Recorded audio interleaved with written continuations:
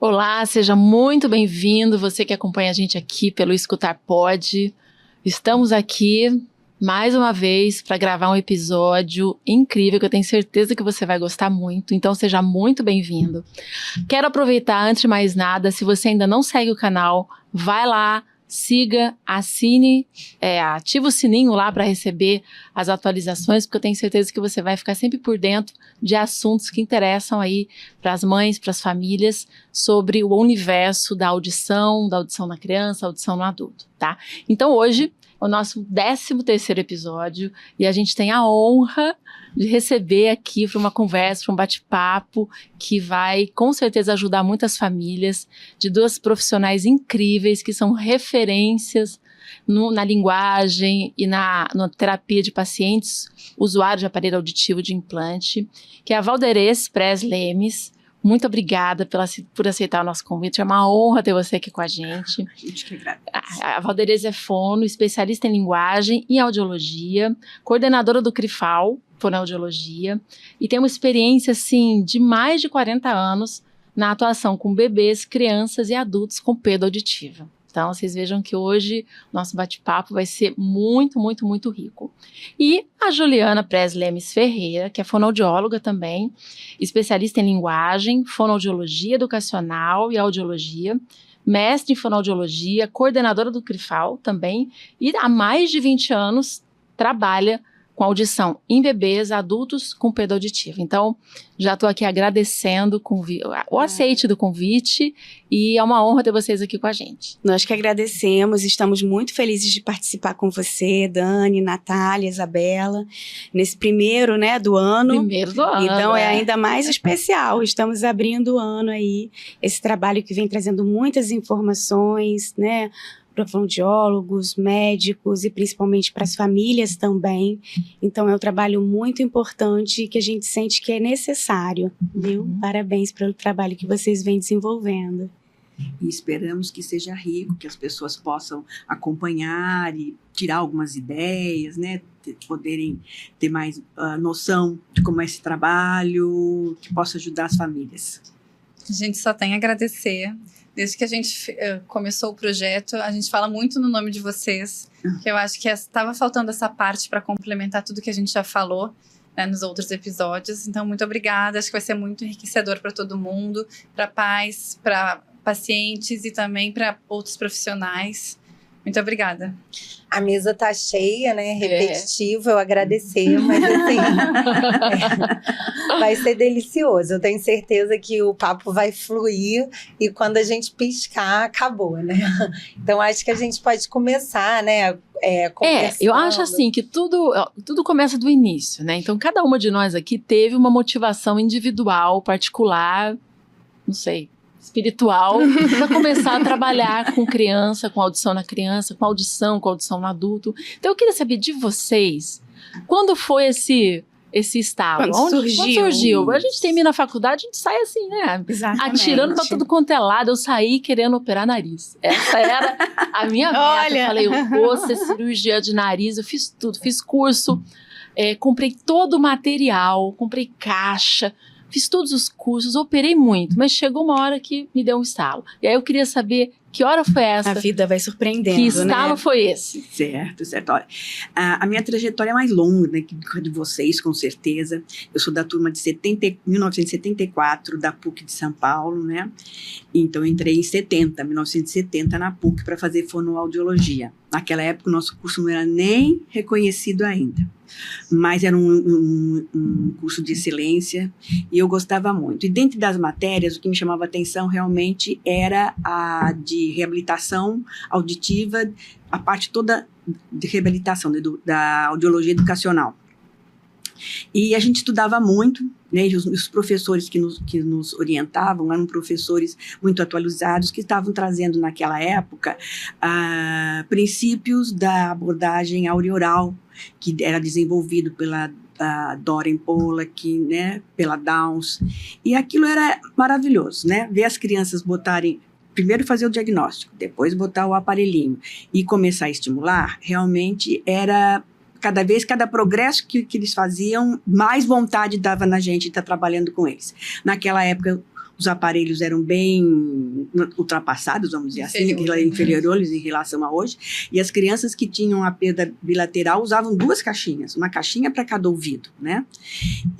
Mas mesmo assim a gente trabalhava com eles, era monitorado pelos professores, na época lá no DERDIC, que ainda existe até hoje. Nós somos filhos da DERDIC. Pois é. Fizemos mestrado e doutorado lá com a Doris. Isso, com a Doris continua lá. Temos muito amor pela DERDIC. Tem muita gente lá ainda. E a gente era orientada na estimulação auditiva, né, com as etapas, como é que deveríamos fazer, que nós vamos falar mais para frente, né, para poder enriquecer o nosso assunto aqui. E, além do mais, auxiliando as famílias, isso era primordial, porque a família é a mola mestra do nosso trabalho, né? E as crianças iam evoluindo, e cada vez que eles iam evoluindo, a gente ia se entusiasmando cada vez mais, e a coisa e aí você vai se apaixonando. Cada criança que diz uma primeira palavra, eu tinha uma criança pequena que a primeira palavra dele foi falar um palavrão. E a mãe ficou muito brava, que é isso, não pode falar isso. Não, pode sim, deixa ele falar quantas vezes ele quiser. Olha que lindo, escuta, fala. Olha que lindo, como soa lindo e tal. Então, isso tudo é muito motivador, né? E depois eu vim para o Rio de Janeiro em 77. Estou aqui até hoje, né? E continuando com o trabalho. E o nosso trabalho foi cada vez melhorando mais, porque a tecnologia foi se aprimorando, e depois ainda veio o advento do implante coclear. Então, tudo isso é cada vez mais estimulador, cada vez mais desafiador, e a gente se empolga cada vez mais. Nós somos mãe e filhas, né? Não, mãe e filha. Então, na verdade, para mim foi muito instintivo, foi muito natural, né? A fonoaudiologia me pegou pela mão, me levou, e que bom que foi assim. Eu nasci na fonoaudiologia, eu vivo a fonoaudiologia desde sempre, né? Até a gente brinca, porque eu sou filha única, eu falava, mãe, quero um irmão. Ela falava, Juliana, tem um monte lá de irmãos seus que estão aprendendo a falar e que você pode interagir, brincar. Vamos no consultório. Exatamente, né? Então, eu comecei a vivenciar assim. Era engraçado que ela falava assim, mãe, mas manda a mãe deles ensinar eles a falar, você tem que ficar aqui comigo, não quero... Não é bem assim, vamos lá que você vai ver como é que é. Pois é, e aí foi natural, a gente realmente vai se motivando pela transformação que a comunicação vai proporcionando na vida daquela criança, na vida daquela família. E é algo mágico, porque quando você transforma uma vida, a sua também é transformada, né? E aí foi dessa maneira que eu, quando terminei quando eu terminei o ensino médio, né? Eu até prestei o vestibular para medicina e para fonoaudiologia. Eu passei nos 2, eu fiquei na dúvida, e aí meu pai, que sempre foi um grande incentivador, né? Sempre ali no consultório com a gente, falou, Juliana, você vai gostar de fonoaudiologia, tenho certeza, você já faz isso mesmo sem você perceber. Você já tem assim, você começou no maternal 1. Exatamente. E aí foi muito bom, né? Formei na FRJ, tenho um carinho também muito especial, foram professores também maravilhosos e que foram também me ajudando cada vez mais me apaixonar por essa área, né? Às vezes as abordagens poderiam ser diferentes, mas o objetivo era sempre o mesmo, independente da abordagem, era ajudar aquela criança, aquele adulto com perda auditiva a se comunicar melhor. E, enfim, e é isso. E aí cada vez a gente foi se aprofundando mais, nós estamos já lá na mesma sede, no Largo do Machado, vizinhas da Dani. Não, gente. Engraçada essa história, porque não teve nada combinado. Um belo dia eu fui procurar uma sala, eu moro aqui no Largo do Machado, para quem não conhece, a gente está no Rio, e eu moro no Flamengo. Quando eu vim para cá, sou paulista, fiz a faculdade em São Paulo, no interior de São Paulo, vim fazer residência média aqui, e aqui fiquei. E aí, quando eu vim para cá, eu já vim morar no Largo do Machado. Meu primeiro apartamento foi na 2 de dezembro. E aí, vida que segue, fiz as coisas, saí da faculdade, da residência, fui querer operar nariz, vi que não era isso aí que eu queria. E aí eu falei, bom, tá na hora de abrir um consultório, né? Eu e mais 2 sócios na época. E aí eu falei, já sei o prédio que eu quero ali, no Largo do Machado, lá no Plexero. E aí, depois que eu fui descobrir que vocês estavam lá também, falei, gente, olha, muito bom. Acho que o Papai do Céu nos guia muito bem, porque a gente tinha essa mesma convicção que queria ali. A gente, na época, adquiriu o prédio, ainda estava em construção. Olha só. né? Na verdade, antes do prédio estar em construção, minha mãe falava, nossa, seria tão bom se fizessem um prédio aqui, nesse Olha local, só, nessa olha. região. O pensamento tem Porque muita vai força, ajudar né? justamente toda essa área, né, dos bairros aqui, enfim, próximos, né? Uhum. É uma área que tem muita escola, muita criança, então, assim, Muito idoso também. muito idoso Precisa também, exatamente. Reabilitação. E aí, acho que já foi, talvez, uma coisa do destino. Eu também acho. E assim, o consultório assim, já tá pequeno, né? A gente percebe que a gente tá na capacidade máxima. Tem dia que eu chego ali na Imagino. recepção, eu falo, mas eu não quero sair daqui, eu não quero perder essa vista. Aham. Eu quero a sala ao lado, eu já tô assim, Pois é. mentalizando. Coitado do doutor Fernando, que é meu vizinho. Eu já tô mentalizando assim, a sala do lado, então no mesmo andar, assim, pra gente conseguir. Foi o que a gente fez. A gente tem uma sala do lado da outra. E é um ali. prédio muito bacana, gente, É, ali, né? O bom. povo é muito Muito, legal, muito. os pessoal da recepção, E da garagem. Profissionais, eu uso muito os serviços do próprio prédio, né? Exato. Dos médicos do prédio. Tem isso ficou também. uma referência E muito facilita boa. para o paciente ter a Dani, Facilita. ter vocês, Muito, pode ir uma é. vez e resolver várias questões. Né? Exatamente. E vocês, quando é que deu estalo para atender criança? Eu sei que você atende adulto também, É. mas criança é o foco, né? Eu quando me formei, eu já conhecia a Doris, e aí me formei na faculdade, ela nos chamou para fazer mestrado em São Paulo, né, eu e uma amiga minha, e aí eu já fui direto para a linha de pesquisa de audição na criança. Aí eu fui me encantando, e na época eu ficava no SEAC, né, Derdic SEAC, e lá eu fiquei eu ficava 2 dias com a Doris e 2 dias eu ficava com a Bia Novaes. Sim. Que ela é muito forte também em terapia. Sim. E foi maravilhoso. Assim, Foi minha realmente, professora assim, lá na PUC. ela é maravilhosa. Ela é... E realmente, assim, ver, né, o avanço, assim, se você coloca o aparelho, você já vê a criança diferente. Mas depois da terapia, você começa a perceber que a criança, a estimulação faz completamente diferença na vida daquela criança, daquela família, daquelas interações. É maravilhoso ver. E vocês atendem criança e adultos. Sim, mas a maioria é criança mesmo. Depois do evento do implante coclear é que começou a vir mais adulto, Sim. né? Mas o básico são crianças. E você, Isabela? Bem, eu fiz o meu mestrado com a IEDA, tive privilégio. Que saudade. Eu também, muita saudade. Eu tive o privilégio de ser aluna, né, da IEDA e ela me orientar na minha tese de mestrado. E quando eu finalizei o mestrado, a Doris, né, que também já era minha professora, me cantou. E aí eu fui para a área da audição na criança e fiz o meu doutorado com a Doris. Foi aí que a gente se conheceu, se tornou amigas, cunhadas. Olha! Eu importei ela do sul. Você vê, estamos em São mais Paulo. famílias, né? Mais uma vez o destino. Eu preciso arrumar um grau de parentesco com vocês. Eu tô desgarrada.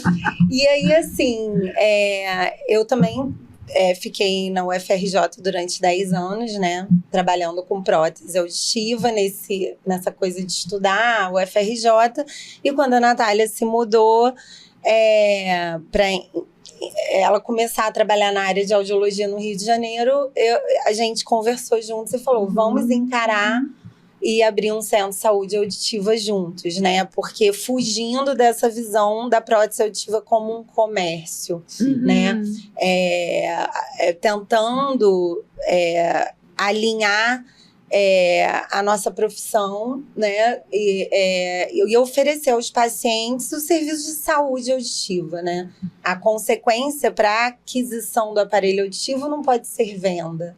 E aí a gente abriu sempre muito voltado nessa linha e com todo o aprendizado e a bagagem que a gente trouxe da PUC, da Derdic. E foi aí que, nesse meio tempo, a Dani nos encontrou e nós nos encontramos, né, Dani? Com uma indicação de uma amiga que mora lá em Manaus. Nossa. Beijo, Gabi. A Gabi falou, como assim vocês não conhecem a Dani? A Dani precisa conhecer vocês e vocês precisam conhecer a Dani. Porque chegavam as crianças pra gente adaptar, a gente olhava aquele PEAT. Então, tanto o meu doutorado quanto o doutorado da Natália, a gente teve muita experiência, né, com PEAT. E a gente falava, não, essa criança não está com diagnóstico fechado. Não dá. E aí a gente, aos trancos e barrancos, fazia o PEAT, fechava a tarde toda no consultório, porque não podemos sedar como fonoaudiólogas. E assim, não é a nossa, e nunca foi a nossa ideia o diagnóstico, mas a gente precisava do diagnóstico e graças a Deus a gente tem o conhecimento, né? Como vocês também têm o conhecimento em audiologia, e isso é muito importante, né? Quando se propõe a trabalhar com a audição na criança, enfim, linguagem. E aí, quando a gente conheceu a Dani, foi assim, oba! Não acredito, deu certo. Graças a Deus a gente vai ter alguém que confia para referenciar e fechar esse diagnóstico e ter, né, um exame decente para a gente poder dar continuidade na prótese auditiva. E, enfim, a questão do impasse terapêutico, da localização, né, que a gente estava conversando até antes de começar a gravar, é uma questão, mas a gente sempre tenta conversar com a família, assim, que é muito importante, né, e eu acho que a gente podia, eu devolvo a pergunta a vocês, assim, como é que né, quando a criança chega, eu acho que é importante também a gente pensar assim, qual é a hora certa de nós profissionais, quando adaptamos a criança, de indicar terapia. Eu sei a resposta, mas assim, eu acho muito importante vocês falarem isso. Tanto para quem trabalha com prótese, como quem trabalha com linguagem também. Que às vezes a gente indica e o paciente volta assim, não, ela disse que ainda não está na hora, porque acabou de botar o aparelho, ele ainda tem 1 ano, e eu fico assim, então vocês vão lá na Valdeirês, né? E aí a gente fica assim, e agora? O que eu faço? Né? Que se um colega fala uma coisa, eu falo outra. Eu queria que a gente conversasse um pouquinho sobre isso. O bebê mais novo que a gente atendeu no consultório tem 45 dias. Olha, gente. Então, quer dizer, o quanto nunca é cedo demais. Se a gente parar para pensar que o bebê começa a ouvir no útero, né? Então, nunca é cedo demais. Até essa palavra precoce, às vezes, fica um pouco ali com uma certa polêmica. Por que é precoce? Né? 1 ano é precoce? Não, 1 ano já não é nem mais precoce. É o mais cedo possível, na verdade. E, às vezes, são crianças com alguns fatores de risco para surdez na infância. Às vezes, não passaram no teste da orelhinha, ou às vezes até passaram, mas ainda existem umas certas dúvidas, crianças prematuras algumas vezes, e a gente começa o que a gente chama de terapia diagnóstica, porque tem que ser juntamente com vocês, né, esse trabalho em conjunto.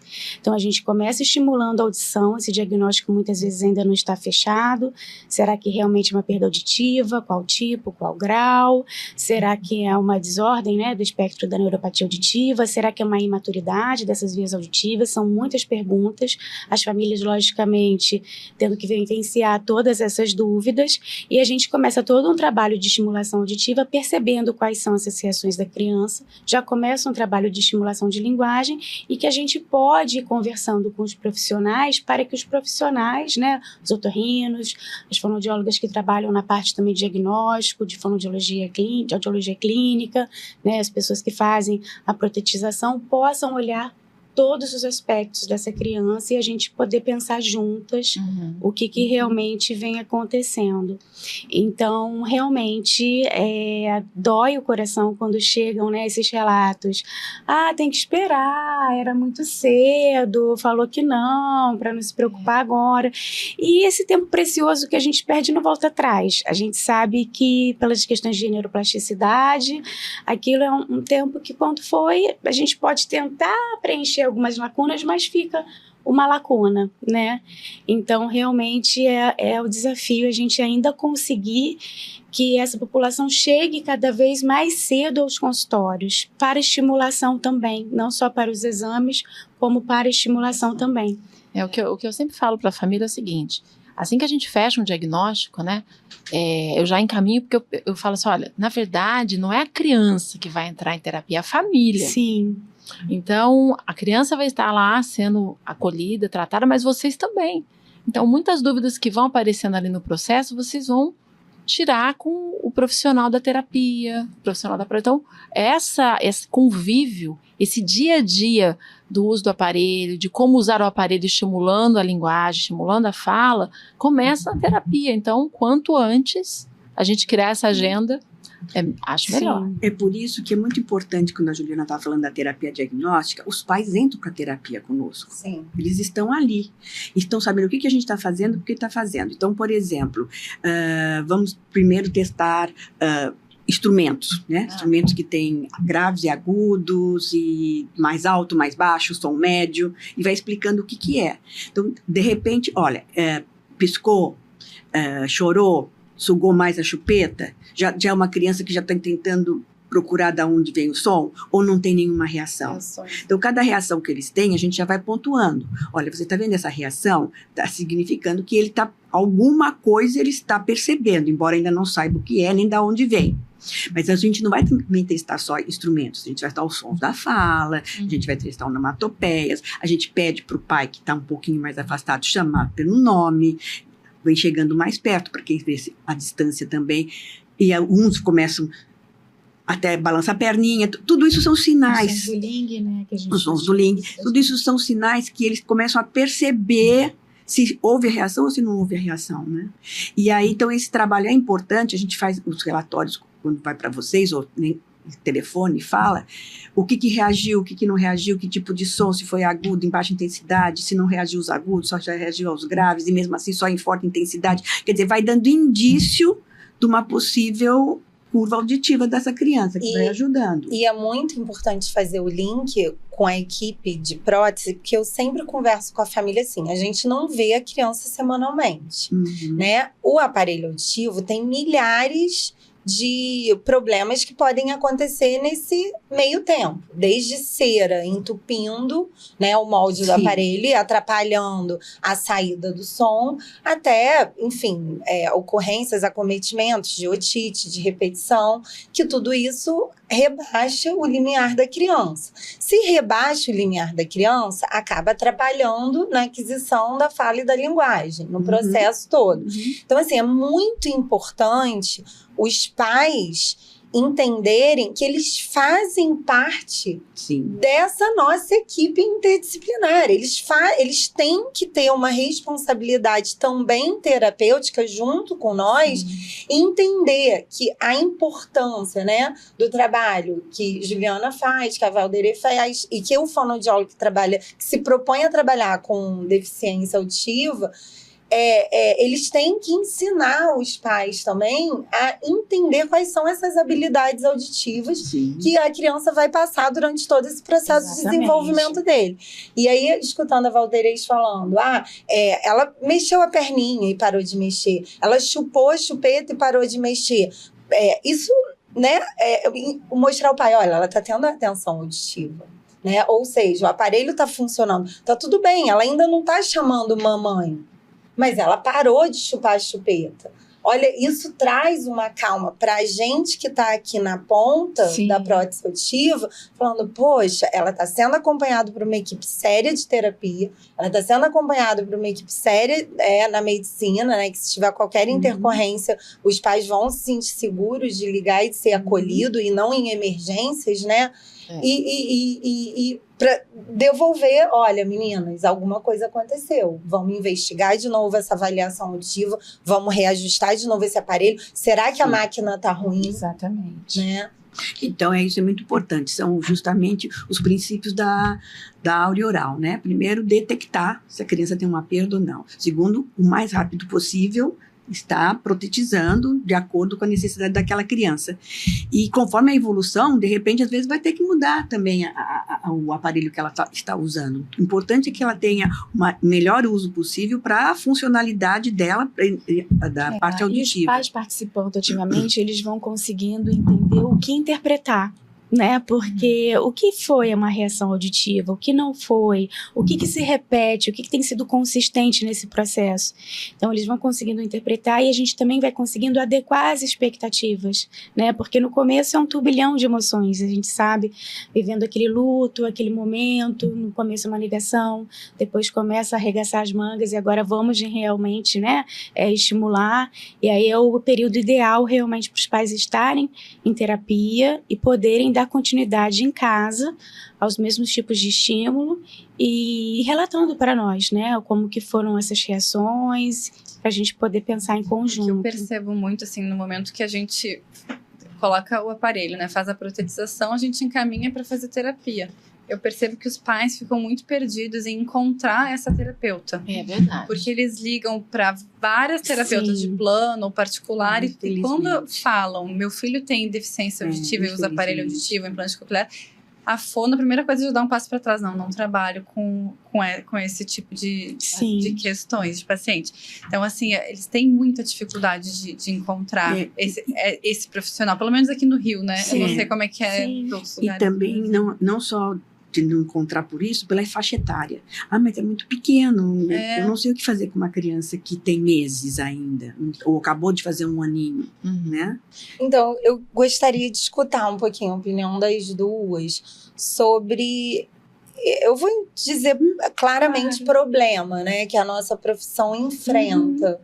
Né? A gente tem muito poucos especialistas, né, aqui pelo menos no estado do Rio de Janeiro, que é um estado grande, imagina Brasil afora, e sobre essa questão de insegurança, o que vocês assim têm a dizer para os nossos colegas e para os pais também, em relação assim, sobre a distância, da importância de talvez encarar um deslocamento, né? A gente estava conversando, meninas, vocês estão pensando em abrir, enfim, um centro auditivo, sei lá, em outro lugar, né? Qual é o próximo projeto?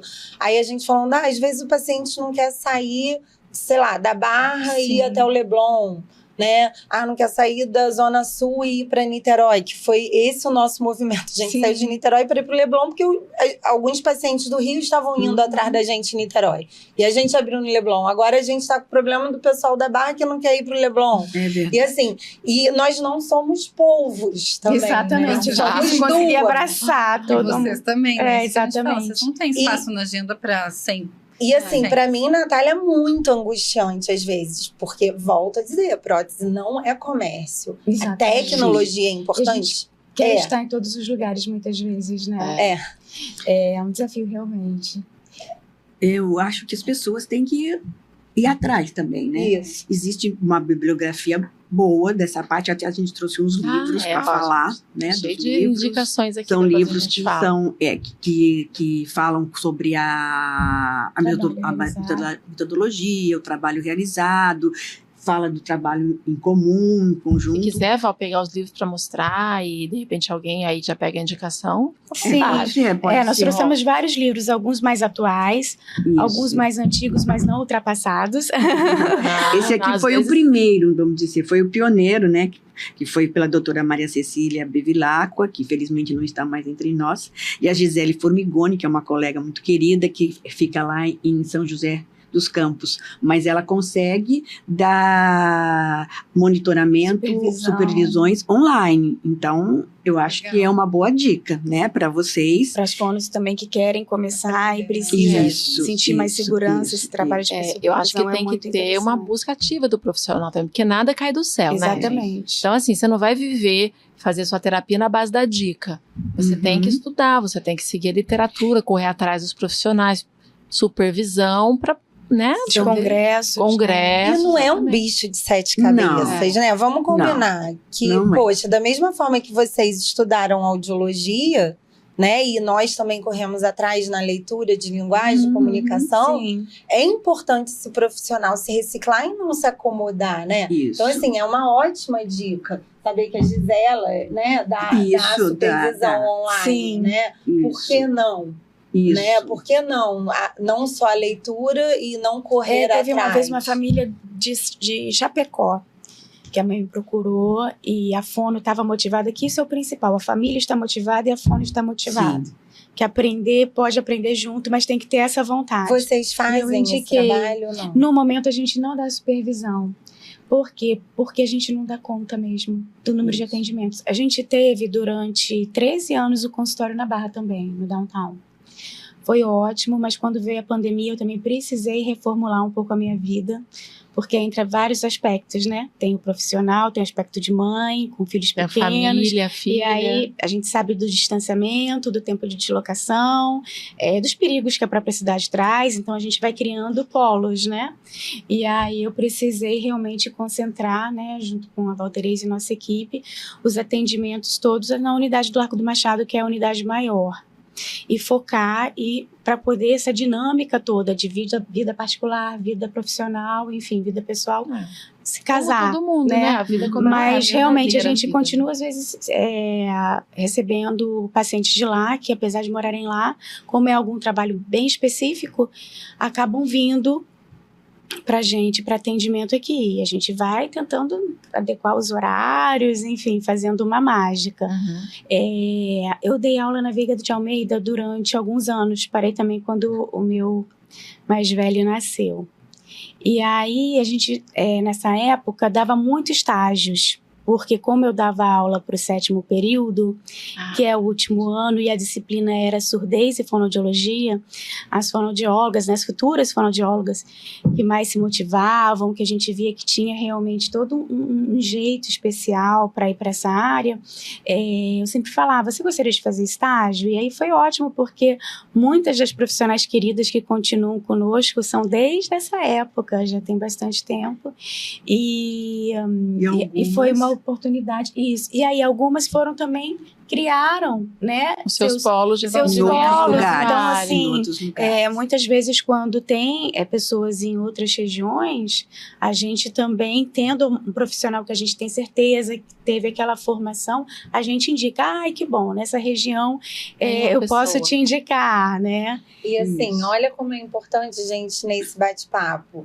Porque às vezes o pai cria uma resistência de falar, não quero ele ir no Largo do Machado. Mas às vezes vai, dá o pontapé inicial. E vocês mesmo, né, vendo a logística, a dificuldade desse pai tá sempre com vocês também vão conseguir direcionar, né? Certo.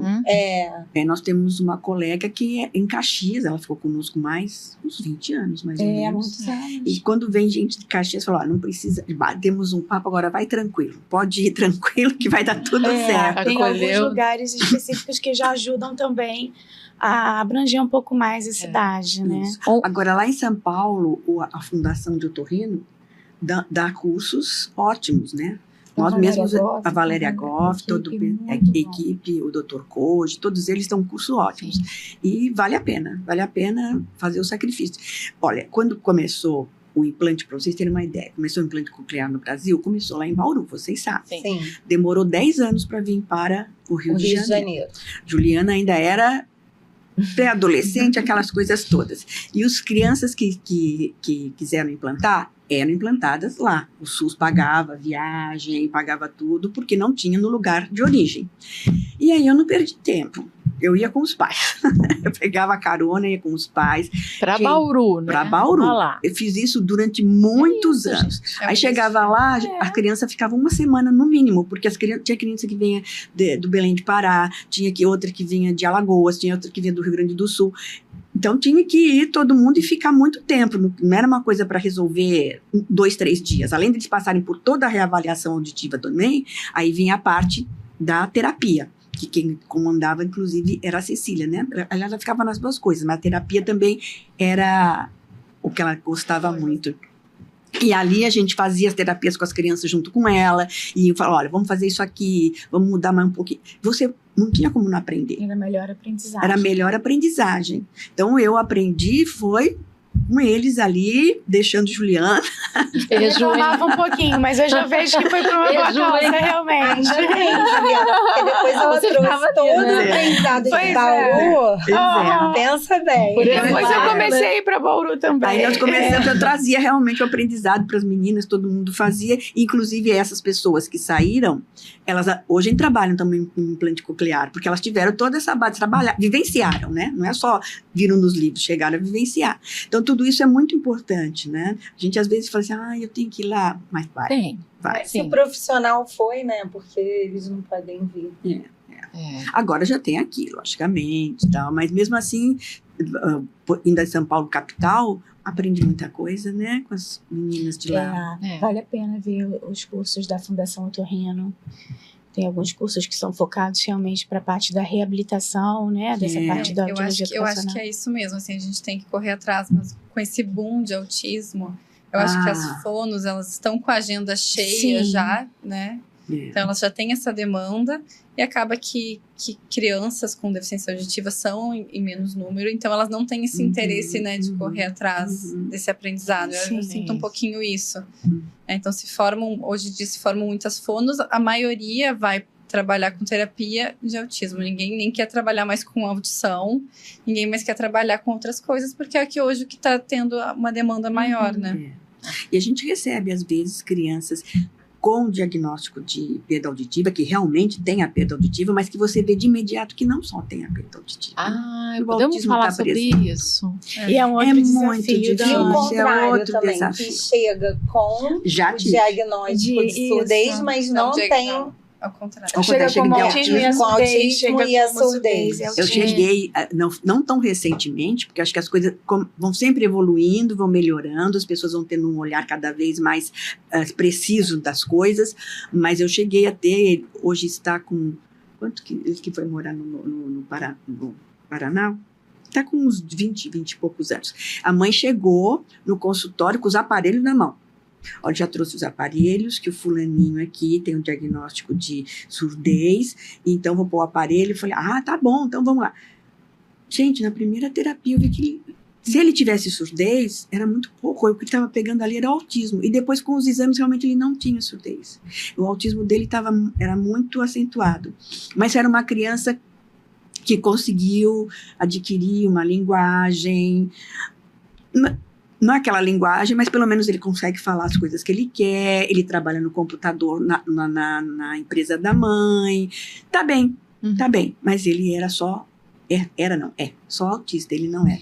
Aí sempre são desafios. Às vezes, então, por exemplo, a gente percebe muitas características que levam para o TEA, mas aí ficam fechados, não, mas isso é por conta da surdez. Né? Mas a criança surda, ela tem iniciativa comunicativa, ela aponta, ela tenta falar. Ela tenta se comunicar. Tem muitas diferenças. Lógico que... O olhar já é diferente. O comportamento no início, enfim, pode gerar dúvidas, mas... E às vezes a gente fica como errada da história. Não, mas já falaram que ele é surdo, que ele é isso daí é porque ele é surdo. Você tá querendo desmoronar tudo e falar o contrário. A impressão que eu tenho é que as pessoas colocam os pacientes numa caixinha. Não, este é TEA. Isso. Este tem perda auditiva. As pessoas desconsideram que eu posso ter as duas coisas no mesmo paciente. Com certeza. Eu posso ter pacientes autistas que têm ali uma questão condutiva, transitória, que vai ficar aí eterna se ninguém diagnosticar. Tem as confusões mesmo, que fica ali nos autistas de grau 3, que tem uma questão comunicativa, que você precisa diagnosticar. É realmente só do autismo? Ou tem alguma parte auditiva? Poxa, para a parte auditiva a gente tem método para diagnosticar. Sim. Né? Então as pessoas, não, esse é autista. Como se problema auditivo na população dentro do espectro não existisse. Isso. Mas ele escuta a porta batendo. Eu falei, mas escutar a porta batendo não é teste auditivo, a gente precisa ter certeza. Exato. Então isso é uma luta. Né? A gente sabe que tem muitos casos, que teve um boom aí, como a Isa falou. Mas não é por causa disso que a gente vai menosprezar e falar, não, é muita gente, a maioria dos autistas escuta. Eu já ouvi isso em congresso, gente. Mas a gente sabe que a maioria escuta. Eu falei, não, a gente não sabe. Não, como sabe? Não sabe. Quem sabe? E vocês devem ter algumas crianças, falando novamente sobre a importância da equipe interdisciplinar, que talvez chegou com exame, né, com diagnóstico fechado, mas eles não acompanham periodicamente com o médico. E aí existe algum processo, algum protocolo, né, orientado, claro que tem, mas assim, qual é o que vocês usam para repetir periodicamente, de quanto em quanto tempo vocês indicam que os pacientes de vocês repitam a audiometria, a partir de que ano? Porque a gente sabe que a audiometria a gente consegue fazer a partir dos 6 meses, né? Mas precisa também de uma equipe sólida e que os pais entendam que a criança ela está no processo de condicionar, Sim. que vocês vão ajudar muito nós, né, que estamos aqui na ponta do ajuda. diagnóstico, a condicionar essa criança, mas às vezes a criança, por alguma alteração até comportamental, não condiciona tão rápido. Qual é o que vocês orientam, assim, os pais, e também orientaria os profissionais que estão assistindo o podcast em relação a essa questão do diagnóstico? Para essas crianças que chegam, é autista, né? Primeiro que a gente já trabalha com autismo, mas o autismo não tão nível 3, por exemplo. O autismo, que inclusive não se fala mais isso, né? Nível 3, isso não existe mais. Mas que não sejam casos tão graves. Então, a gente vai observar o comportamento é a primeira coisa, porque a criança que é autista tem dificuldade justamente de compartilhar o olhar, de compartilhar aquela brincadeira, né? E a criança deficiente auditiva, não. Ela pode não estar falando nem nada, mas ela tem interesse, ela quer pegar, ela quer brincar, ela sorri para você, você faz uma gracinha, fala alguma coisa, ela está participando muito mais. Então, a gente fica nessa terapia diagnóstica um pouco, para poder sentir mais a evolução da criança e até para sentir, desculpe, o andamento da família. Como é que essa família está reagindo em relação a isso? Está aceitando, não está aceitando? Então, agora vamos fazer uma avaliação auditiva também. O mais rápido que der. Mas de acordo, vai variar de acordo. A família chegando, a gente sempre fala, já fez algum exame de audição? Passou no teste da orelhinha, sim.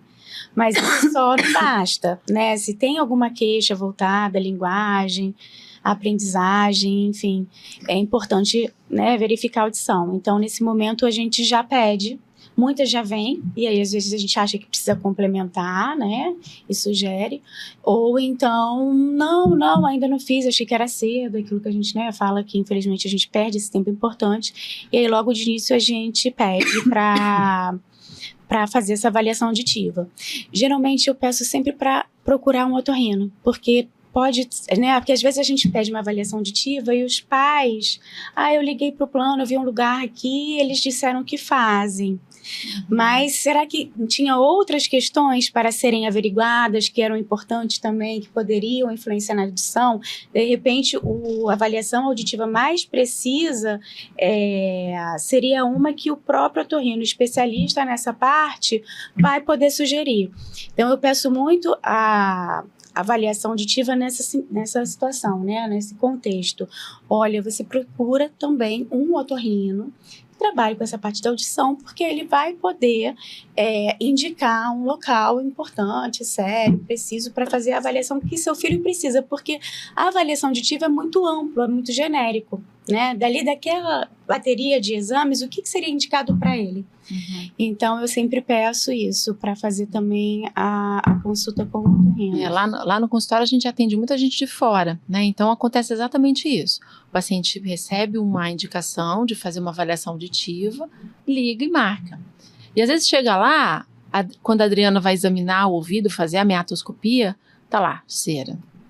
Na primeira coisa, a coisa mais básica, não dá. Então, olha, tem que tirar a cera, tem que voltar pro seu otorrino. Às vezes, quando a gente tá lá e dá para fazer isso, tudo bem. Agora, às vezes não dá. Às vezes o paciente vem de longe, né? Exatamente. Então, é uma questão. Às vezes, outra questão, marca uma audiometria. Depende da idade, né? A audiometria é um teste comportamental. Exatamente. Por isso que eu falo, olha, você vai lá para você poder ver qual vai ser o exame que vai ser o indicado.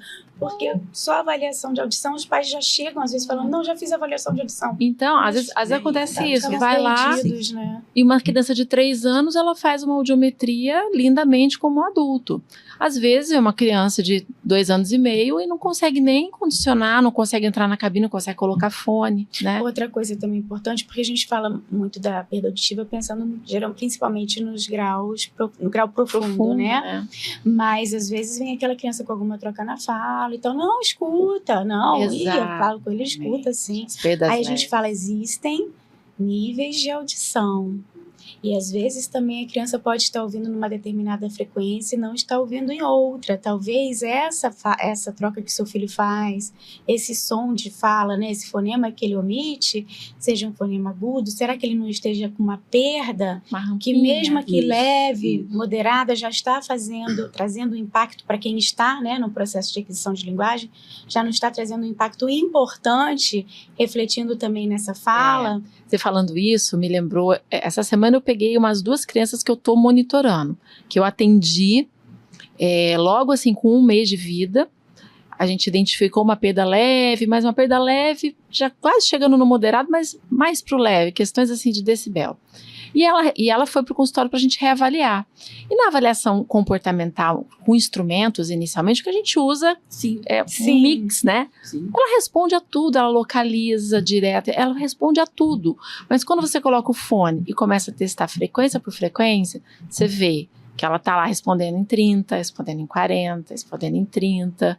Então, assim, é uma perda leve, né? E isso, no comportamental, não tem como a família determinar. E às vezes o fonoaudiólogo, ele tá ali tentando instalar aquele fonema. E não vai. Não sei nem se eu tô usando a nomenclatura certa. Mas assim, tá tentando instalar aquele fonema e não tá conseguindo. Então, assim, a Dani falou a palavra para mim chave. Essa criança precisa ter um monitoramento auditivo, né? E aí eu faço link com o livro O Semeando a Vida com Sons, né? Nós somos responsáveis por semear mesmo essa vida dessas crianças com sons. Precisa ser monitorado.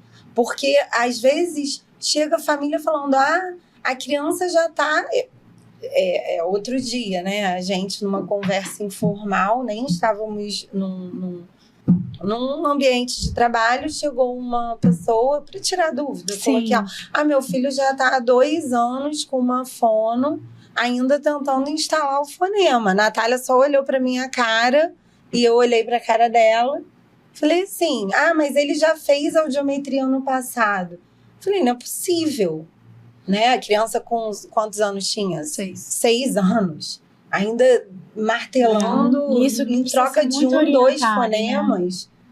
Né? Isso é muito sério. Isso precisa ser muito orientado, porque muitas vezes tem os processos de otite que não causa dor, não causa febre. O pai fala, não, mas é uma criança que vive sempre muito secretiva. A gente sabe que tem ali um alerta, né? E que muitas vezes também essa perda acaba sendo intermitente. Vai variando. Você podia falar disso, né, Ju? Essa questão da intermitência da chegada do som.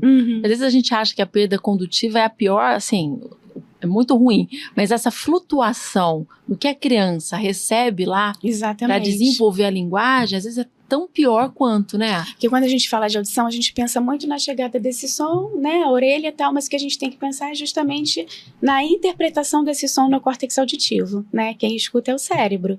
E se esse som tá chegando para mim, ora numa frequência, ora em outra, levemente distorcido, para quem está engramando aquele som, isso prejudica muito para a fala e futuramente para a escrita, enfim.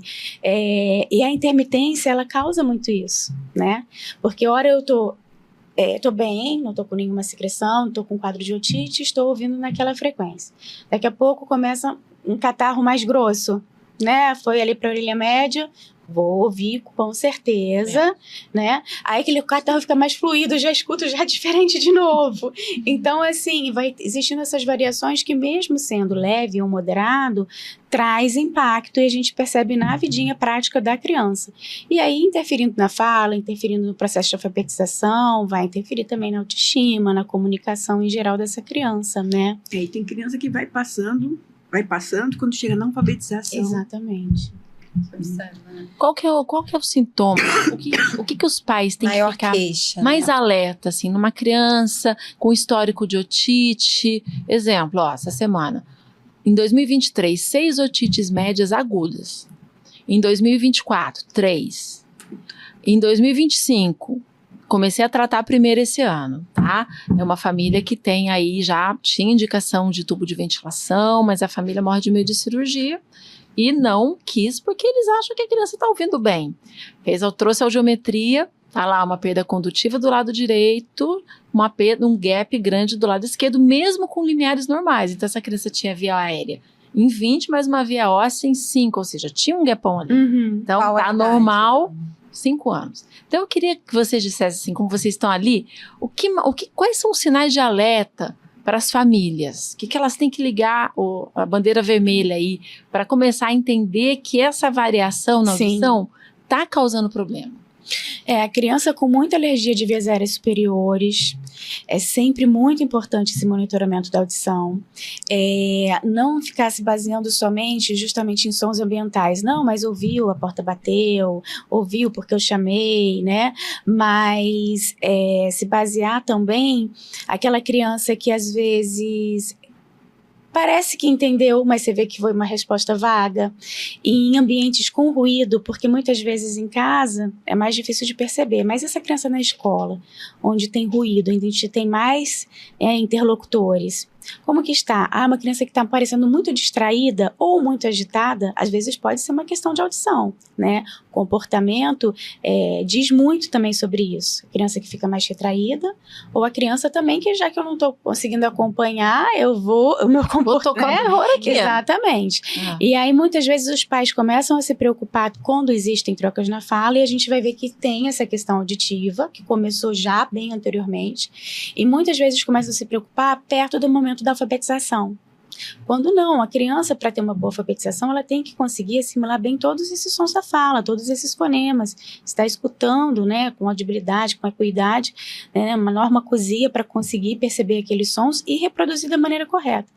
Então, às vezes os pais, logicamente, não ligam essa questão de fala com audição e pensam, mas ele pode esperar um pouquinho mais, é criança e tal, e vai chegando, quando já chega ali no pré-2, para o primeiro ano, que vai procurar ajuda, porque tem uma questão de fala, e aí agora a escola pediu para passar para o primeiro ano um exame auditivo, né? E aí que leva aquele susto, tem alguma questão de audição? Nunca suspeitei. Então, todas essas questões de comportamento, de fala, de linguagem, quando existe justamente esses quadros de uma criança muito secretiva, de muito histórico, né, de infecções de repetição, enfim, é importante. E mesmo quando não tem nenhum relato de otite, mas que você vê que aquela criança realmente está sempre muito congestionada, geralmente tem alguma coisa, né, Dani? Sempre. E não dá sintoma, tá? Às vezes a gente isso que é um desafio maior. Tem catarro no ouvido, vai ter algum sintoma. Às vezes, por isso que isso não é ainda uma recomendação, nem da Sociedade de Otorrino, nem da de Pediatria, mas eu acho que um exame anual, uma audiometria anual numa criança, não faz mal a ninguém. Então, eu acho, sério. E começando até antes do processo de alfabetização. A sensação que eu tenho, assim, eu tenho também crianças, né, fez audiometria. Aí, tava ali com uma perda condutiva, uma perda leve. Nesse processo, iniciando a alfabetização, o médico tratou, mas a criança depois não voltou para repetir o exame, para ver se aquele tratamento foi efetivo. E aí a sensação que eu tenho, não da prótese, porque nem é uma criança que tem indicação de colocar prótese, talvez ainda, né? Mas a sensação que eu tenho é que ele precisa ser monitorado mesmo, tanto pela equipe de fonoterapia, como por esse médico, que ele precisa ter responsabilidade de falar, olha, você precisa retornar, porque às vezes vai melhorar um pouco, mas pode ser que a otite retorne, mas né? Você sabe o que eu acho? Eu acho que os profissionais, eles não valorizam os problemas decorrentes, as sequelas decorrentes de uma otite com efusão, por exemplo. Isso é muito sério. Não liga, as pessoas não sabem. Então não sabe que um problema de aprendizagem, de escrita, de leitura, de cálculo, que a criança tem lá nas séries mais adiantadas, pode ter começado ali. Atrás. Então é daí que vem essa questão, as pessoas não valorizam. não acha, isso é só catarro no ouvido. Porque a gente fala muito isso para atingir o público, né? Mas isso é uma coisa que ninguém valoriza, ninguém sabe. A gente precisa trazer divulgar mais, informar isso. mais. A repercussão que é uma criança com um catarro no ouvido, que pode ter aí uma perda moderada. Sim. É uma perda auditiva moderada, não interessa que é condutiva, mas é. Ou seja, esse som não está chegando onde deveria. E outra coisa, a gente tem os recursos também, e aí eu abro também, sobre o sistema FM, né? Sim.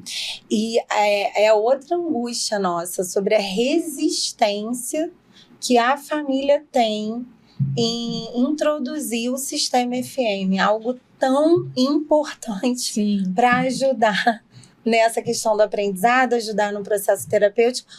Eu queria que vocês falassem um pouco sobre o sistema FM e como é que está sendo a adesão quando vocês apontam, olha, por que não? Porque assim, com a gente, é bem difícil ter esse sucesso. Assim, tem que ser bem enfática e mesmo sendo enfática... grande também. Eu acho que é isso. E também que envolve todo o mecanismo da escola também está fazendo uso. Tem escolas que abraçam e tem escolas que ficam com muito medo. Nossa, é um outro equipamento que eu vou ter que dar conta. E se acontece alguma coisa com esse equipamento, tem um valor alto. Então, será que eu vou ter que colocar um outro profissional só para monitorar isso? Então, acho que isso que às vezes acontece não é tudo esse bicho de 7 cabeças, mas eu acho que existe essa resistência, talvez até pela falta de informação, né? O FM, com certeza, em ambiente escolar, principalmente, é muito importante para garantir que aquele som chegue de maneira adequada para aquela criança. Explica um pouquinho, assim, o que seria o sistema FM. Eu acho que Eu acho que vocês sabem explicar melhor do que eu, inclusive. Mas é justamente um sistema de remoto, né? Isso, a gente vai facilitar que a fala do professor chegue diretamente.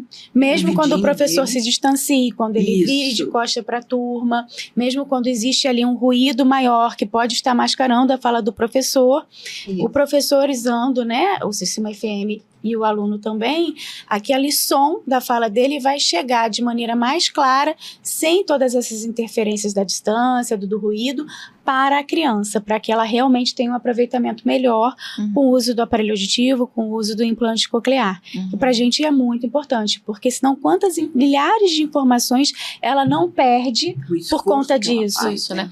A sobrecarga que isso traz para a criança também. Você falou o CMFM nos pacientes usuários de implante ou prótese, ok. Mas existe alguma outra indicação? Exemplo, paciente com TDAH, ele se beneficiaria, mas aí é lógico que a gente sabe que vai ter que aparelhar a criança. Exatamente. Teria alguma outra indicação, algum outro caso que vocês já viram esse uso? Nós não vivenciamos em outros casos. Mas uma vez uma mãe me perguntou. Mas eu acho que talvez em alguns casos seria interessante. Agora manter o foco de atenção. Agora nos congressos já está abrindo a janela para as crianças com TDAH. Por quê? Porque é um facilitador. Os artigos científicos, eles estão apontando que as crianças, elas estão sendo facilitadas. As crianças com TDAH, por exemplo. TDAH diagnosticado. TDAH diagnosticado. Então, por exemplo, a criança vai adaptar um aparelho auditivo sem amplificação, mas ele como um instrumento em que vai dar acessibilidade a uma escuta mais efetiva. Por quê? Diminui o ruído, melhora a relação sinal. Melhora a relação. E melhora a atenção. Melhora a atenção, foco de atenção. Vai melhorar toda a questão da habilidade auditiva. As funções executivas também. Isso. Então, assim, aí entra a outra questão, né? Poxa, o investimento de 2 aparelhos auditivos, mas a boa notícia é que não precisa de quase ter tecnologia. Esse aparelho auditivo. É um receptor, né?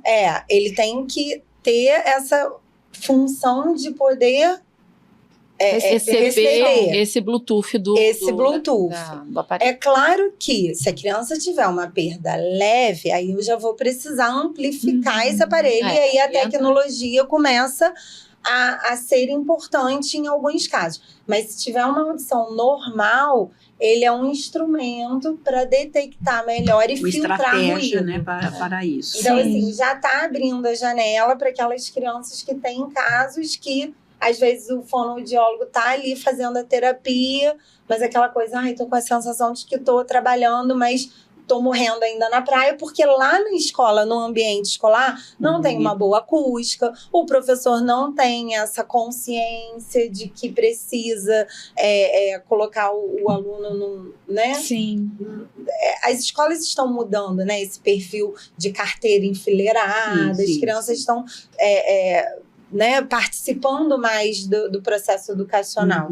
Então, assim, é algo, eu acho que a gente está engatinhando, mas já nasceu. Outro dia eu fiquei assim, né? Falei, meu Deus. Mas já nasceu. Mas e vocês, assim, quando o paciente chega, vocês têm protocolos de avaliação e terapia dependendo do tipo de perda auditiva, do grau de perda auditiva, da idade? Ou vocês vão conhecendo a família e vendo o que fazer com cada caso? Como é que vocês fazem? Nós nos baseamos muito nos próprios níveis de linguagem, né? O que seria esperado. Os protocolos para aquela criança, de linguagem, né? E a audição também. Tem as Exato. habilidades auditivas, que justamente Vocês avaliam as habilidades auditivas. Isso, você vai... Ela aí tem uma hierarquia, né? Vai ser uma hierarquia que a gente tem, assim, vamos dizer, uma mola para seguir. Mas às vezes não significa, não, eu tenho que fazer essa, agora eu tenho que fazer essa. Não, você na terapia é dinâmica, embora você saiba que tem que ter a detecção, a discriminação, o reconhecimento. Às vezes você está fazendo o reconhecimento, mas nesse próprio reconhecimento você está colocando coisas de discriminação também. Então, você tem aquele mapa do que você tem que trabalhar, aquele protocolo, e vai fazendo ali, mas não é assim, uma coisa estanque. Agora é isso. Não, a terapia é dinâmica, né? A criança brinca o tempo todo, ela mostra os interesses dela, a gente vai atrás dos interesses dela, e aí faz, não só das habilidades auditivas, como os níveis de linguagem. Aí tem protocolos também, né? Para ver se dá os níveis de acordo com o desenvolvimento. A gente explica para os pais que a gente divide, né? Esses níveis de linguagem didaticamente, embora a linguagem seja um todo. Mas então, assim, no fonético, no fonológico, que fonemas essa criança já tem, o que ela omite, o que ela produz, o que ainda é sistemático, o que ela já adquiriu, mas ainda não automatizou, né? No semântico lexical, o vocabulário dessa criança, a amplitude do vocabulário das diferentes classes semânticas, está compatível, e a gente usa também muito aí a idade auditiva, né? Porque a gente sabe que tem a idade cronológica. Ah, é legal. Né? Fala sobre isso. Exatamente. Enfim, a gente começa a contar a idade auditiva no momento que aquela criança nasceu para o mundo sonoro. Então, no momento que ela realmente está utilizando uma tecnologia que faz ela ter uma percepção para os sons da fala, né? Ou e aí seja, a gente quando ela reforça sons da fala. Colocou o aparelho, a hora que ela já está com o aparelho selecionado. Isso. Então, essa daí. Às vezes é uma perda profunda e a criança está com um aparelho que não traz um ganho para os sons da fala. Então, também a gente tem que levar isso em conta, né? E aí fez o implante, fez a ativação, começou a fazer os mapeamentos regularmente, aquela criança realmente está ouvindo aqueles sons da fala. E para isso a gente usa também muitos sons do Ling, que não deixa também de ser um protocolo, né? São 6 fonemas que vão ter diferentes faixas de frequência. Então, como a gente, para perceber a fala, a gente tem que perceber um amplo espectro de frequência, a gente analisa se aqueles fonemas, um fonema mais agudo, né? Um fonema mais grave, um fonema de frequência média, ele conseguiu perceber, detectar, reconhecer, né? Para a gente saber como que está realmente essa percepção de fala. E aí, quando a criança começa realmente a nascer para esse mundo sonoro, para os sons da fala, é que a gente começa a poder contar a idade auditiva. E lógico que a gente quer que essa idade auditiva seja cada vez mais próxima da idade cronológica. Olha né? a importância do diagnóstico. Exatamente. Precoce não, né? Como é que a gente pode dizer? Quanto antes, quanto né? antes, exatamente. A gente tem um caso que é um caso de sucesso que começou com a Dani. Ele fez o diagnóstico com 5 meses, do Gabriel. Ela indicou pra gente, a gente colocou o aparelho com 5 meses e pouco, assim, já tava com o aparelho. E aí a mãe já me perguntou, porque a mãe é neuropediatra. Falou assim, eu já vou colocar na fono. Eu falei, já coloca. Mas ela mora em Teresópolis, aí foi um pouco de dificuldade de achar essa pessoa que trabalharia. Enfim, era uma fono que não trabalhava, nunca tinha trabalhado com criança com deficiência auditiva, mas ela foi atrás, ela correu atrás. A gente trocou muita figurinha no começo. E ele tá com 1 ano e 8 meses agora. Eu até mandei pra Dani o vídeo. Ele já tá reconhecendo todas as letras do alfabeto com sons. A consciência fonológica dele. Ele já sabe todas as letras e números, assim. E tá com a voz linda. Isso é né, muito assim, importante. então ele tá muito bem. É Ou muito seja, lindo. ele tem uma perda moderada. E foi o que eu disse pra mãe. Ele vai estar muito à frente de uma criança da idade dele, ouvinte. Por quê? Porque ele é uma criança que tá com aparelho, né? Tá bem amplificado. E ele está sendo muito estimulado. O processamento dele, auditivo, já está sendo bem estimulado, ele está né? completamente estimulado, diferente de uma criança de 5 meses que tem o estímulo diário de casa, mas não tem o estímulo de fono, de várias outras terapias que ele fazia, música. Então, hoje ele já reconhece os instrumentos, o som do instrumento, ele está maravilhoso. É um caso de super sucesso, né? Que começou com a Dani, com um diagnóstico precoce. Não foi mais precoce porque ele ficou internado no começo. Ele teve uma bronquiolite. Ele ficou internado, não foi mais precoce por isso, mas ele é um caso de super sucesso. Também temos escala de acordo com o desenvolvimento das estruturas morfológicas mesmo, né? Que tipo de frases que mas a gente ia continuar justamente. Não pode isso. Que tipo de frase essa criança, morfossintático, que tipo de frase que essa criança já consegue produzir, como que vai fazer para aumentar essa cadeia dessa frase, como que ela seja adequada. Então tem todas essas escalas que a gente vai mostrando para os pais e orientando, porque aquilo que a gente estava falando dos pais, a criança fica com o pai todos os dias da semana, o dia inteiro. Conosco vai lá. Então, a terapia é para estimular, mas é também para orientar essa família. Porque quem vai trabalhar junto, crianças, sucesso, família, sucesso. A família trabalhou com você e conseguiu entender e tocar para frente. A minha filha está fazendo fono, né? Por questão, ela é respiradora oral e começou a fazer fono. Gente, que difícil, né? Ser os pais nessa hora.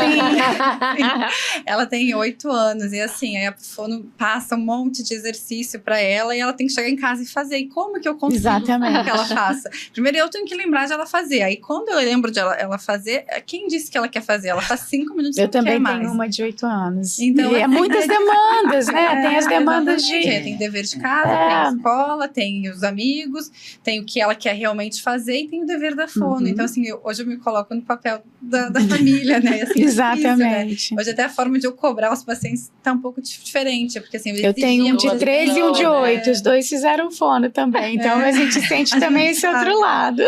Olha, eu tenho uma pergunta aqui, ó, a gente abriu uma caixinha no Instagram para alguns pacientes, enfim, mandarem. Eu tenho uma pergunta aqui que acho que entra nessa discussão, tá? Foi a Estés que mandou. A reabilitação auditiva é necessária, no caso de fonoterapia, eu acho que ela quer dizer, né? É necessária em todo usuário de ASE ou só em casos específicos? Você vai acompanhar eu acho que ela está dizendo caso. Adulto ou criança. Aí vocês podem segmentar essa resposta. Criança já dissemos que sim, né? Criança sim, porque a construção da linguagem toda vai precisar, né, das habilidades auditivas para essa construção. Isso. Adulto também vai precisar, né? Porque a partir do momento que ele começa a perder a audição, é terrível para eles, né? O cérebro, terrível para a família. Mesmo que seja uma perda pós-lingual, mas ele tem que reaprender a ouvir com aquela tecnologia. O que eu observo muito são essas questões. Assim, muito feliz. Tá soltinha, né? Porque assim, o adulto, ele tá reaprendendo a ouvir. O adulto, quando tem uma perda auditiva, ele tem uma privação sensorial, salvo quando foi uma perda súbita. Ele foi no médico no mesmo dia, o médico indicou o aparelho auditivo para ele. No dia seguinte, ele colocou o aparelho auditivo, né, num time de 3 dias. Ou seja, eu nunca tive um caso assim. E se teve, é 1% da população. Sim. Tirando isso, quando se tem uma privação sensorial, o cérebro ele vai se adaptar àquela nova realidade, né, que pode ter sido por conta de uma presbiacusia, pode ter sido por conta de algum acometimento, né, de saúde, mas ele vai precisar reaprender a escutar. Vai precisar ficar muito tempo na fonoterapia? Não, mas assim, é muito importante, porque o paciente chega pra gente e fala, esse aparelho não tá bom, muito, né? A gente acontece. Adaptou, verificou, mapeou que essa, assim, é a nossa identidade e a gente é chata, seguindo as boas práticas da recomendação da adaptação, né? Mas está tudo ali lindo. E aí, esse paciente ele vai precisar reaprender a entender que existem sons, inclusive ruídos, né? O ruído para eles é muito difícil. Sim. Ouvir ruído fica muito difícil. E muitas vezes, quando começa em terapia, esse paciente tem um bom prognóstico e consegue bons resultados em pouco tempo, né? Porque ele tem aquela memória auditiva, ele tem que resgatar, ele tem que reaprender a ouvir, a gente tem que passar novamente fazendo atividades, né, as diferentes habilidades auditivas, mas traz uma transformação enorme, ele se sente melhor integrado novamente no trabalho, na vida social, e a gente consegue, às vezes, resultados rápidos, enquanto, às vezes, o paciente fica anos e anos e anos reclamando, Desestimulado que de achava usar que o aquilo não está aparelho. funcionando, e Principalmente poderia. se foi um paciente que perdeu a ponto de ter que fazer o implante. Implante. Tem uma pessoa que já tem linguagem, uma pessoa que já tem memória auditiva. A terapia é muito boa para eles e para a gente também. É prazerosa. Prazerosa. Eles vão descobrindo. Eu lembro disso. Agora, tô peraí que eu já ouvindo sei. barulho. Agora eu já sei como é que E vai entendeu? fluindo, E precisa. flui muito rápido. Ou seja, mesmo adulto precisa. Não. Às vezes pode ser rápido até, às vezes pode ser... Já É teve porque- casos que a gente teve 1 mês, 2 meses de terapia depois do implante, e o paciente adulto teve alta e transformou a vida completamente. Tem depoimento até no nosso Insta, em Legal, casa assim. Legal. É, E, então, os benefícios do implante para o adulto que era oralizado sim, pós-lingual sim, importante. muito bom. Deixa eu puxar, então, já que a gente está falando sobre isso, tem uma questão, assim, essa nossa mesa está muito legal porque está interdisciplinar, né? Então, a gente tem otorrino, diagnóstico, fono, áreas diferentes. exatamente, da reabilitação e da terapia. Quando o otorrino vai encaminhar, hoje a gente está vivendo uma situação muito difícil com relação aos laudos, aos encaminhamentos por conta do plano de saúde. Sim. Plano de saúde, que é um papel. E assim, a nossa dificuldade hoje, a gente está sendo soterrado pela burocracia. Muito. Então, toda semana eu chego no consultório, tem uma lista, minha secretária já chega atrás de mim assim, são as pendências. Então, a gente precisa fazer os laudos de encaminhamento. Então, eu queria que vocês falassem para mim a abordagem, como vocês abordam os diferentes pacientes, no sentido de orientar a gente, os otorrinos, de como encaminhar esse paciente. Então, por exemplo, eu vou encaminhar uma criança que eu quero que faça uma avaliação de linguagem. Eu vou encaminhar uma criança que eu quero que faça terapia de linguagem, ou seja, ela tem atraso de linguagem, não tem perda auditiva, mas precisa trabalhar a linguagem. Eu preciso encaminhar uma criança que tem perda auditiva, que já está com uso de aparelho, está bem adaptada, mapeamento ok, mas ela precisa de terapia de estimulação de linguagem. Eu tenho uma criança que não se adaptou ao aparelho, não teve sucesso com o aparelho, precisou implantar. Eu preciso Vocês vejam que são 5 encaminhamentos diferentes. Sim. E a abordagem provavelmente também é diferente. Como que eu posso colocar isso no meu relatório? Como que eu nomeio isso como... O que a gente faz? Encaminho para fonoterapia. Eu E acho aí que eu acho nesse que isso caso, na hora Dani, do papel... tem que fazer uma descrição mesmo do que está acontecendo, porque às vezes não vai ter uma nomenclatura única para aquilo. Então é melhor... Né? Eu acho que é descrever o quadro da criança, justificando o porquê ela precisa da terapia de fono.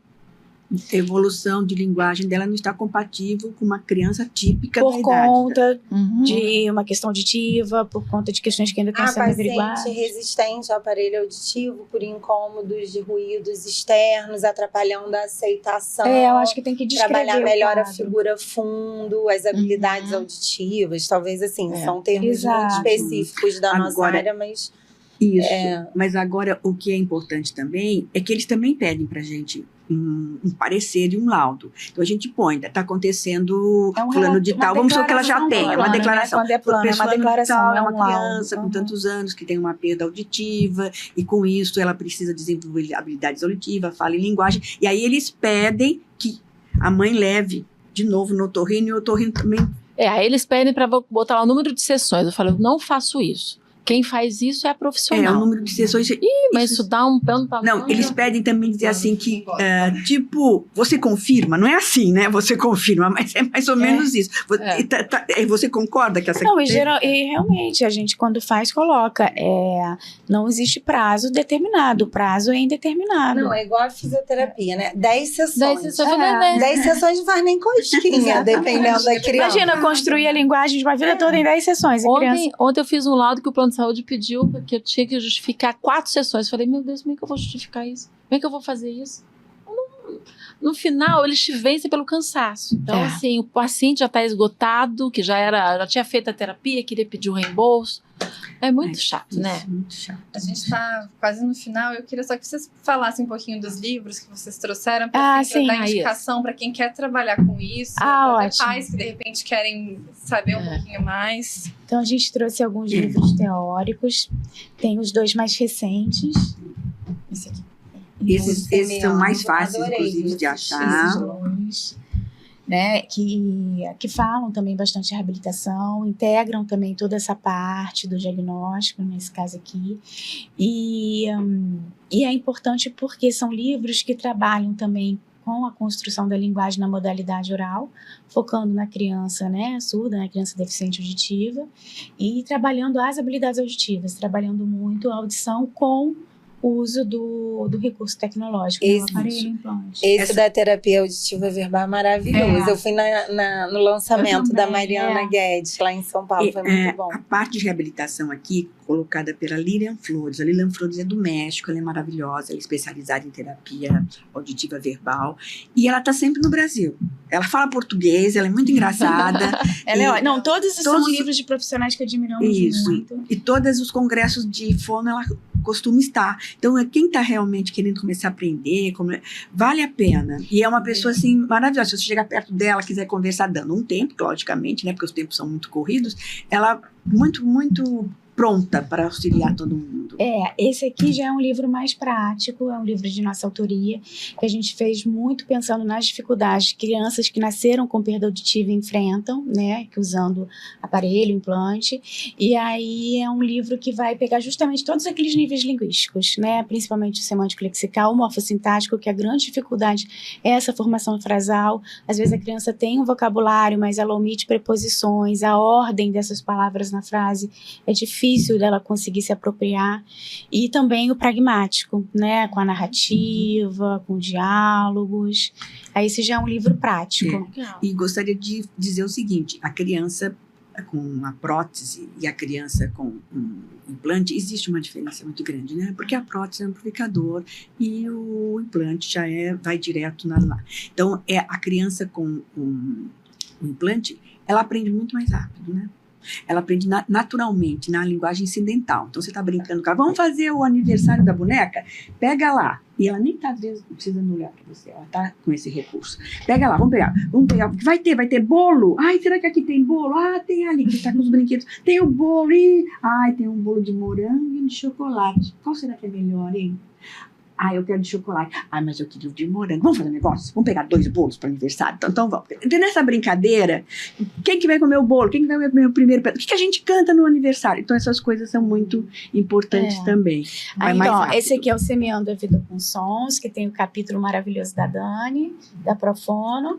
Esse é o Terapia Auditiva Verbal, da Maria Emília Melo, do Pedro e da Mariana.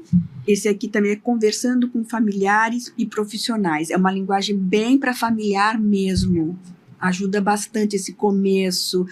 Mas por que tem que usar aparelho? Como é que eu vou fazer para trabalhar com ele? Quais são as rotinas diárias que eu posso aproveitar? Então, tudo isso auxilia bastante. E esse é o Iniciando a Comunicação Escrita, que é da Booktoy. Consegue adquirir pela Booktoy. Muitos conseguem adquirir pela Booktoy ou pela Profono ou pela própria editora do livro. A Amazon às vezes também tem.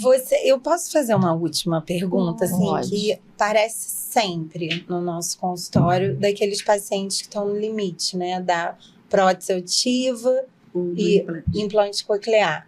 E aí a questão do medo deles encararem essa mudança, e a gente encoraja, mas eles me fazem sempre algumas perguntas que eu de verdade tenho dúvida também. Mas qual a diferença do som? Como é que eu vou escutar E aí vocês vivenciam isso, né? A Uhum. gente não, porque infelizmente a gente dá tchau pro paciente, fica feliz por eles. Mas eu queria que vocês trouxessem um pouquinho a experiência prática, falando pro paciente Sim. qual é a diferença, quais são os desafios terapêuticos. Eu acho que nessas horas, os melhores aconselhadores são os próprios usuários das tecnologias. A gente encoraja muito isso, conversar, né? Procurar. Tem Instagrams, né? Tem da Aquilodado, Grupos, né? tem o Surdos que Ouvem, enfim, tem grupos. E ali existem relatos que realmente, porque eu falando, eu não uso, é uma coisa, e a pessoa que usa e sente os desafios, as dificuldades, os benefícios no dia a dia é outra. Eu acho que é o que enriquece muito. A gente procura também sempre no consultório. O ano passado a gente foi um bingo com pacientes. legal, A gente que foram legal. pacientes adultos que usam aparelho e implante. Aham. E alguns que ainda estavam nesse processo de implantar e tudo mais. A gente podia organizar um encontro ali no Palácio Isso, Catete, isso. né? Pois é. Semana passada teve o Voa Down. Eu não pude participar, já tinha um compromisso, mas foi um encontro super legal dos pacientes com T21, nesse sentido, para trazer as famílias que já têm as crianças, as famílias que estão com bebezinhos recém-nascidos. pra Isso é muito colocar todo enriquecedor. mundo, é. Então, eu acho que isso faz muita diferença, porque eles escutam realmente os casos reais, dos desafios reais. E, enfim, em relação ao aparelho e implante, quando chega num nível que não tem uma percepção para os sons da fala, o implante faz muita diferença, porque ele já vai ativar diretamente, né, o nervo auditivo, Com certeza.